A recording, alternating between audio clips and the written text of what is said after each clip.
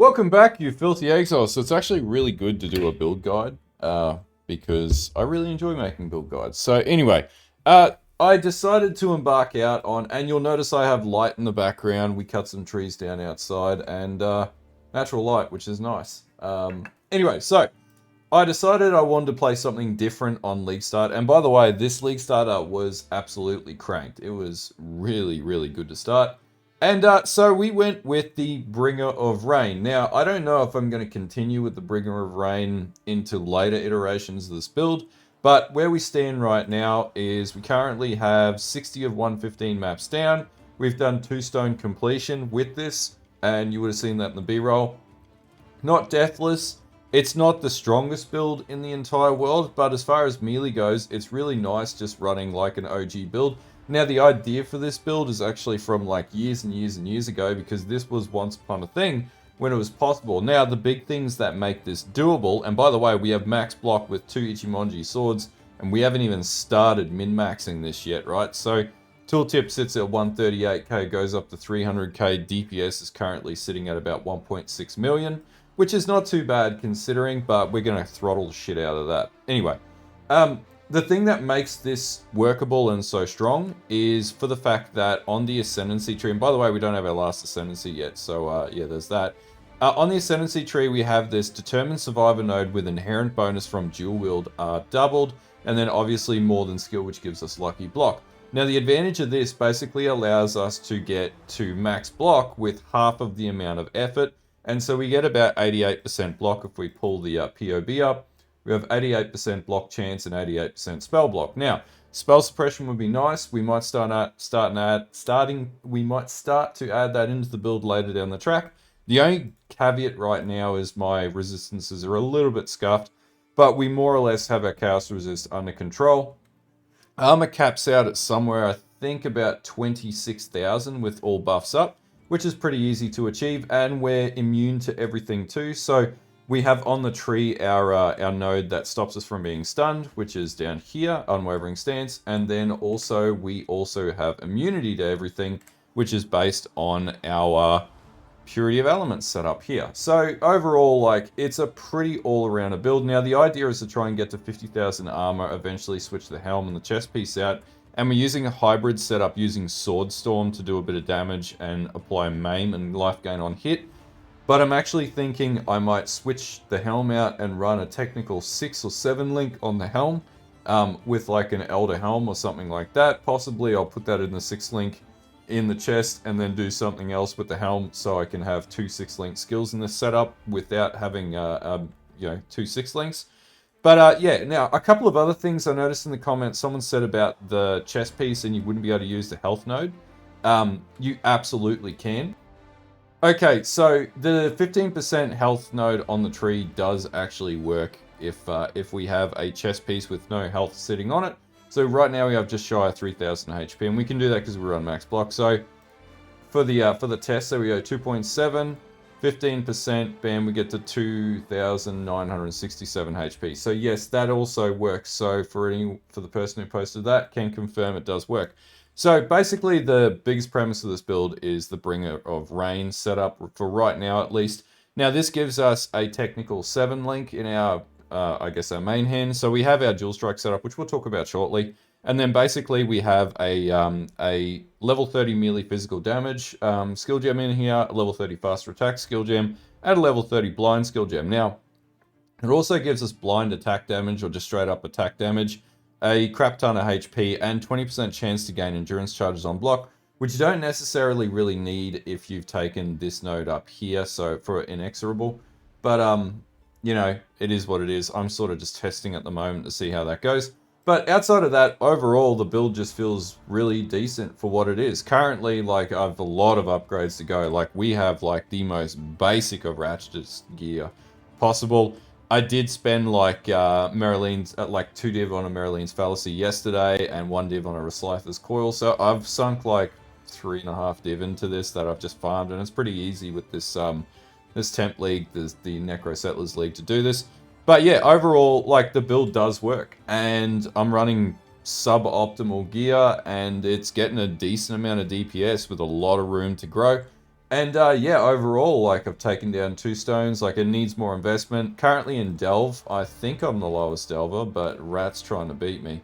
At 154 depth Delve as a Gladiator, which is pretty good. And mainly it's carried by the max block. And then yeah, obviously we've got to switch to stat sticks, which is going to severely increase our DPS.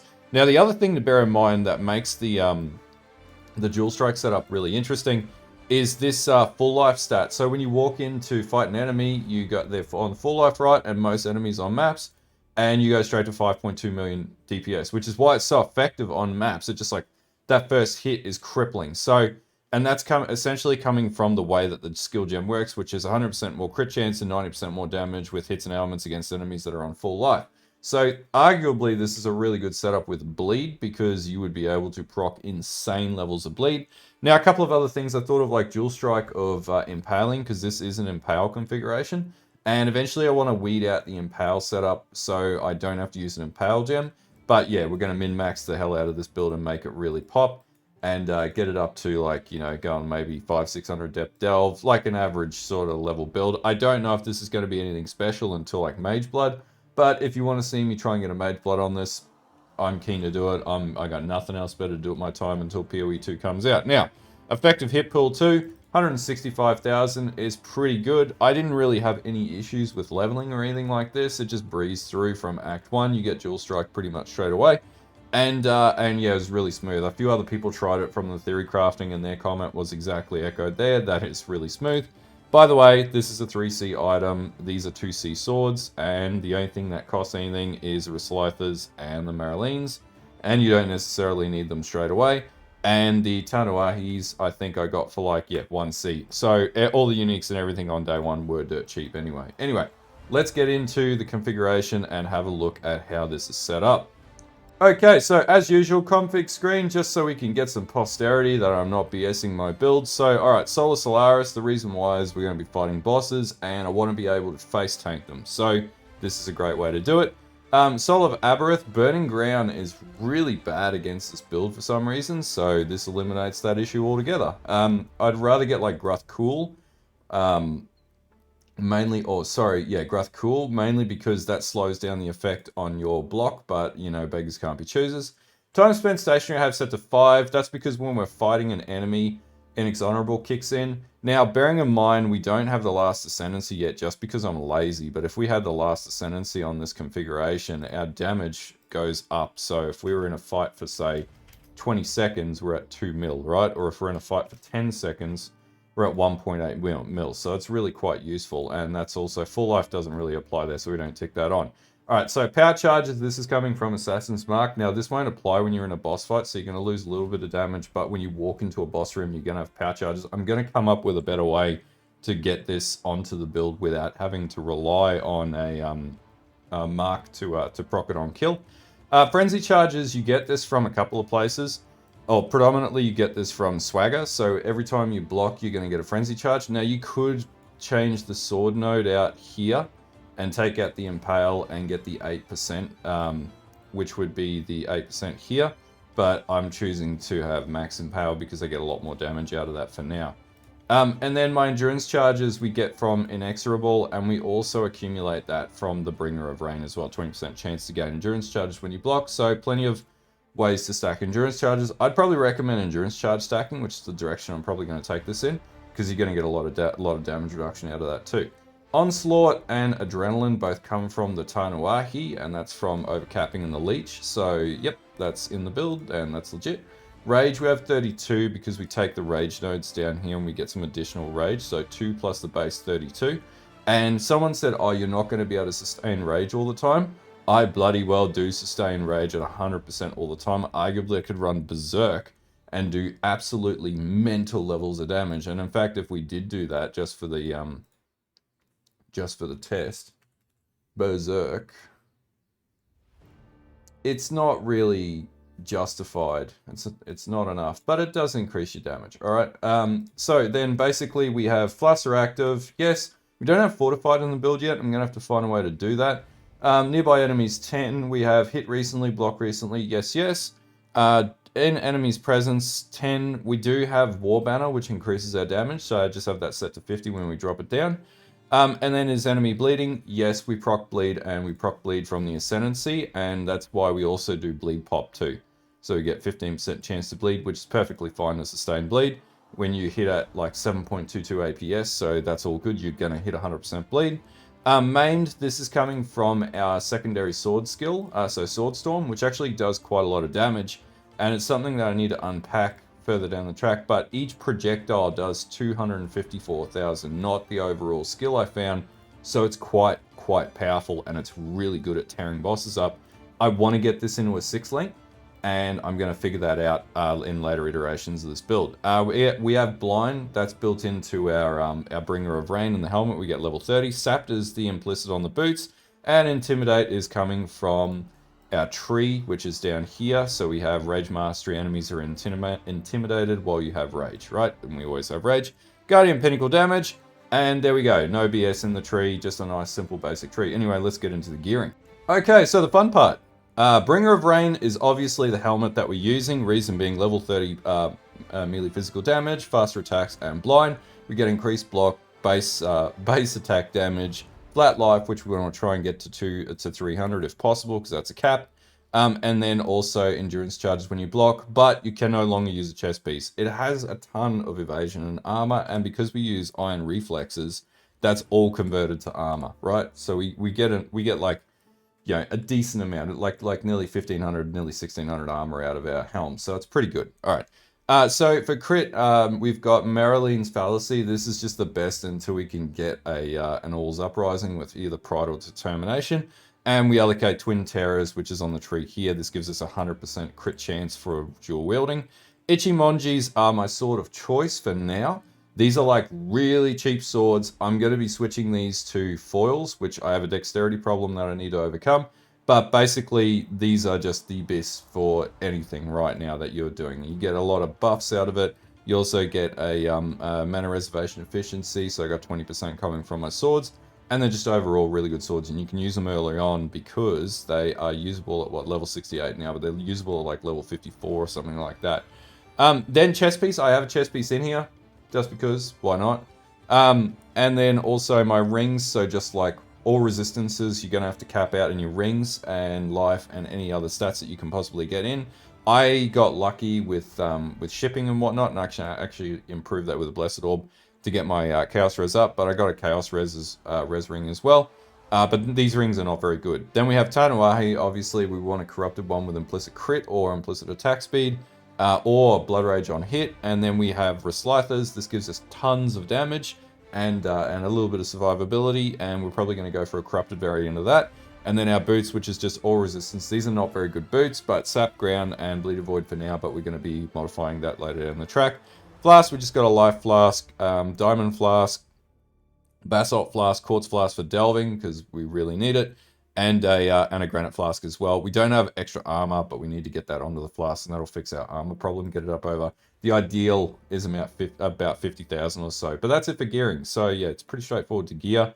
And there's no need for trying to locate a 6-link, which is really good in like a league where you're struck for currency, which we're not currently in, but yeah, it just feels good not have to try and get a 6-link at, you know, straight away. You get 6-link damage scaling without having to try and do that. Okay, so for gem setups, basically in the helm we've got Dual Strike, and obviously these aren't leveled to max level yet either. Multi-Strike, Volatility, and Impale. In my first sword I've got Leap Slam, Precision, and Clarity just to sustain my mana. I'm still trying to work on getting enough Leech for that, so when we switch to Cluster Jewels we'll have to do that. And then I have Purity of Elements, Assassin's Mark, and Mark on Hit on my other sword. In my gloves, I've got War Banner, Automation, Molten Shell, and Blood Rage. And then in my boots, I have Sword Storm, I've got Expert Retaliation, Life Gain on Hit, and also Maim. Okay, so as far as pathing, basically where we're at is we come down from the starting zone for the Duelist. We get Feline Swiftness first. We move into Dervish, up into Master of the Arena. I'm still figuring out what tattoos to use, so ignores these for now. I have Spirit of War into Unwavering Stance. Then I have both of these extra attribute nodes.